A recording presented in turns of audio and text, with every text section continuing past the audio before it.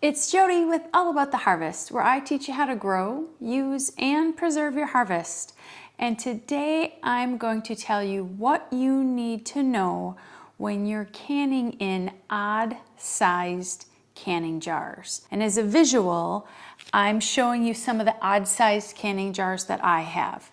This is a 10-ounce jar, this is a 12-ounce jar, this is a 24-ounce jar, and this is a 28-ounce jar. So the typical size jars that most canning recipes call for is going to be the 8-ounce jam or jelly jar. Then you're going to have your 16-ounce pint jar. You will have your 32-ounce quart jar, and then you'll have your 64-ounce half-gallon jar. But what happens if you have these odd-sized canning jars that you actually want to use for canning? How do you know the correct time, temperature, and pressure to use when canning them? That is what I'm going to tell you in today's video. To clarify, these are actual canning jars. They are safe for canning. These aren't just jars that food from the store was in and I cleaned up. These are actual canning jars. The reason I decided to make this video today was multiple reasons. Number one, not many people know when or how to process these jars because the recipe that they're going from doesn't actually call for these size jars. And the second reason is that Azure Standard just came out with 1.5 size jars. Ball used to have 1.5 size jars and they quit making them, or they're very, very difficult to find. But Azure Standard, who is a company that I use, love, and trust, they started carrying these 24-ounce 1.5 size jars.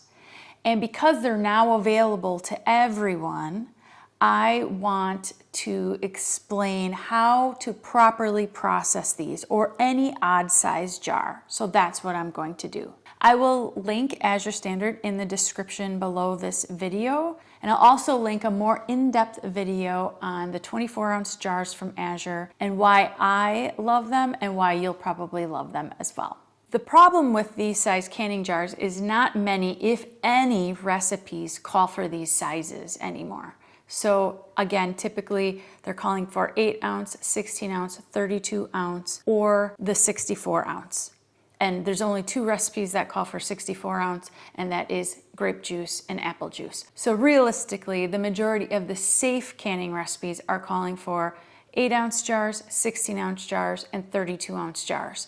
But these are canning jars, so how can you safely can them? What you need to do is when you find a recipe that you're going to can, in order to be able to safely can in these jars, you need to make sure that the recipe that you want to can has the time or pressure for the size jar that you're using or the size larger than the jar that you're using.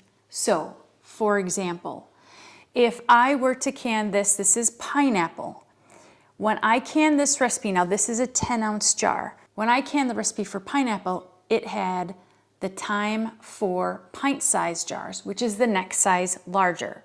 So because it was larger, I could can the smaller jar, and what you do, you are going to follow the instructions for the time or the pressure for the size that's larger than the jar that you have. So this is a 10-ounce jar. I canned according to this 16-ounce recipe. I just canned this week. This is pickled banana pepper rings. This is a 12-ounce jar.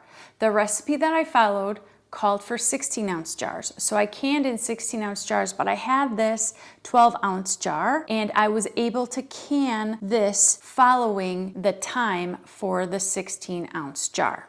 Now this is a 24-ounce jar. So the next size that I would be looking for in a recipe would be a 32-ounce jar. So this is taco meat. And when I did this, I followed the time and the pressure for the quart size jar, which is 32-ounce, which is bigger than this.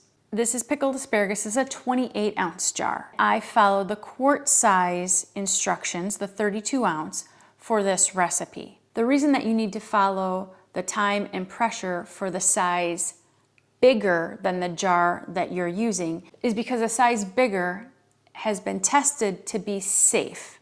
So for example, let's take these pickled banana pepper rings. This recipe that I followed had instructions only for the pint-sized jar. That's the 16 ounce. So I could can it in the 16 ounce or anything smaller than the 16 ounce. But what I couldn't do is I couldn't can it in a quart, I couldn't can it in a half gallon, I couldn't can it in a pint and a half because that's more than a pint, and I couldn't can it in this 28 ounce jar. The reason is because for that particular recipe, it has only been tested for pints.